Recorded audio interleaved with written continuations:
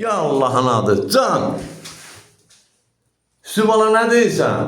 Yaxşımız. Nurlan Qaqan Zardabdan qonaq gəlibdi. Düzdür, bu Gəncəli Ramin, Allah canına sağlıq versin. Bizim gözəl Zardabımızdan. Can qardaş, can. Xoş gəlibsən. Xoş gəldin. Nurlan bala, can, qadan alaram. Öpürəm. Hə, bugünkü dərsliyi. Ondan sonra da arxivdə nələr var, hamısını çıxardacaqsan. Amma solda bu günləri işləmək mütləq lazımdır. Söz səndə, ya Allah.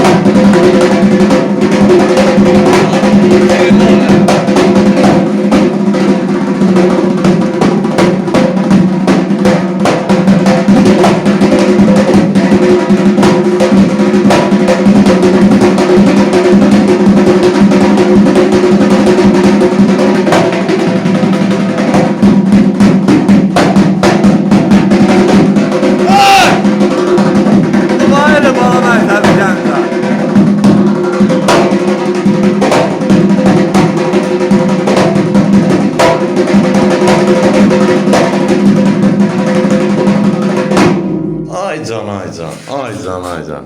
Bu da bayılı bala məktəbi Gəncə. Ay maşallah, ay maşallah. Ay sənin qadan olum, öpürəm səni. Yəni çox sifarişlər var bizə, çox yerdən. Yol uzaqdır. Zardab yəni yaxındır. Zardab Ləkidən də uzaqdır, Ağdaşdan da uzaqdır.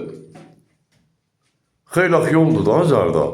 Ben ne yaxşı Zardabdan gələ bilir. Bax, bu bir parça uşaq. Elibala məktəbinə, bəli. Həm kontrola gəlir, həm də 4 gündür buradadır. İstədiklərini Elibala məktəbindən alır. Allah can sağlığı versin. İlhan müəllimi yaşayış yeri, Gəncə şəhəri, iş yerimiz, Dəmiryolçular, Mədəniyyət Sarayının qapısı xalqın bağlarımızın açıqdır. Biz hazırıq qəbul edək. Nə biliriksə də tələbələrlə də paylaşaq. Sən də bir dənə qəşəng şırtığı, bir xayna çal xırdala.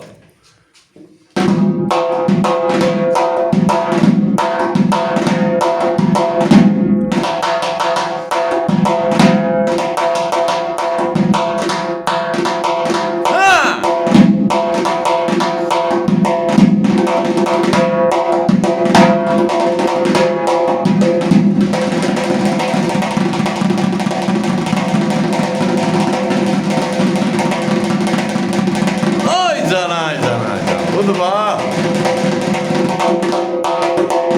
İş tutma qazanı götür.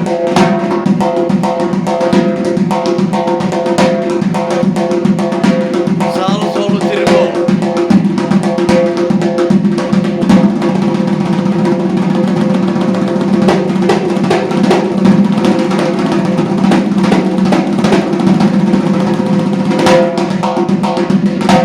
Ay can.